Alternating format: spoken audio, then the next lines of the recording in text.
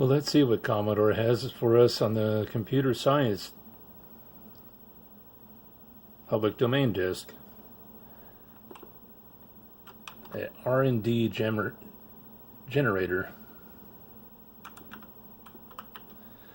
Let's load that into the computer and see what that does.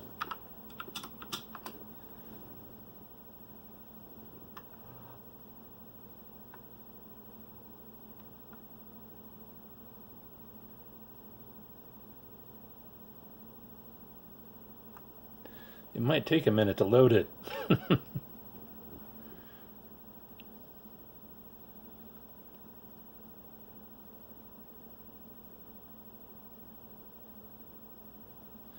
Looks like we're ready. Commodore Educational Software. Press spacebar. Or wait. R&D generator display. Student instructions, teacher's instructions. Let's see who wrote this thing. Public domain. If it's not, contact Commodore Business Machines. R&D generator written by Stephen Fenton. Upgraded by Steve Hurl. Programmer went on a PET 64 computer or a Commodore 64 computer. Instructions for the student. This display of the C64's random number generator. The program shows the format of a statement that generates random numbers. The program allows the user to experiment with the statement by asking for numbers to use in the statement. Okay, let's get to the big show here. Just think of how boring most games would be without any sort of challenge to them.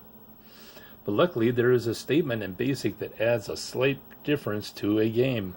The statement is the random number generator.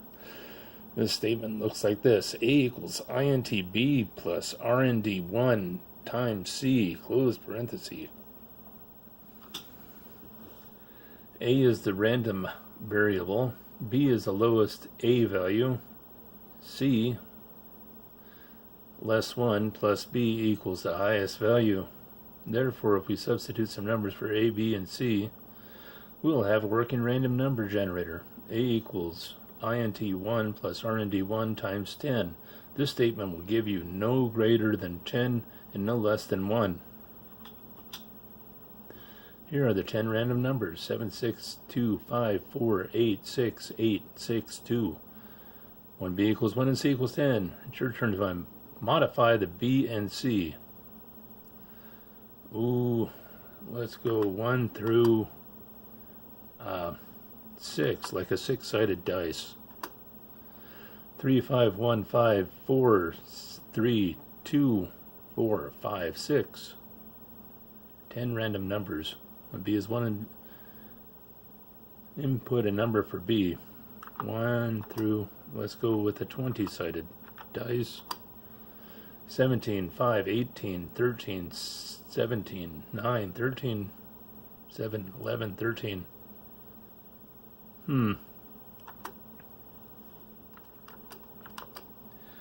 Okay, well that looked like fun, but it wasn't. Let's see what else this disk has for us. Computer science.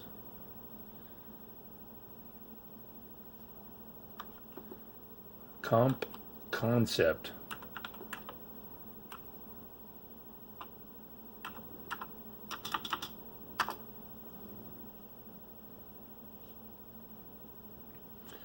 Computer concept? Maybe. I don't know.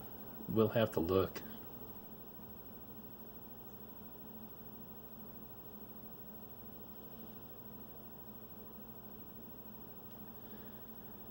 Well, it sure does take a while to load. That's right, Commodore transfer rates aren't all that great, especially from the disk drive. Commodore Educational Software, yay!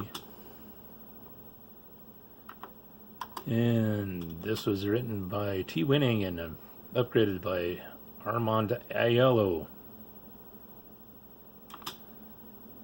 This lesson gives definitions of RAM, ROM, and variable. It illustrates how variables are stored and manipulated in memory through basic statements. This lesson is for beginning programmers.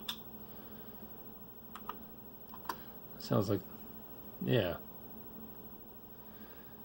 Remember to hit return after typing your answer.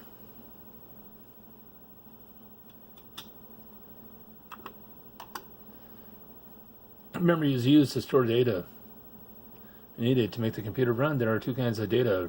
ROM, read-only memory. This is used for the computer only. So we don't worry. We needn't worry about it. RAM, random access memory. Needn't. This is what we use when we write or access programs. RAM. RAM can be used in a variety of ways. The two most common are the storage of programs and the storage of the variable values they use. Let's proceed and see how this is done. Variables are a number of numeric or alphanumeric value which is given to a name to identify it. The following example of statements is like input value B will appear. B is the variable, and the statement is asking you to give B a value. Input value A. Input value B goes in the program memory. Wow. Value D equals 0. Add A to D. Add B to D. Add C to D. And output D. Input value A, 1. Oh, look what I did. And 2 is B, and 3 is C. Value of D equals 0. Okay. Add A to D. It should, add B to D. Add C to D. Output D.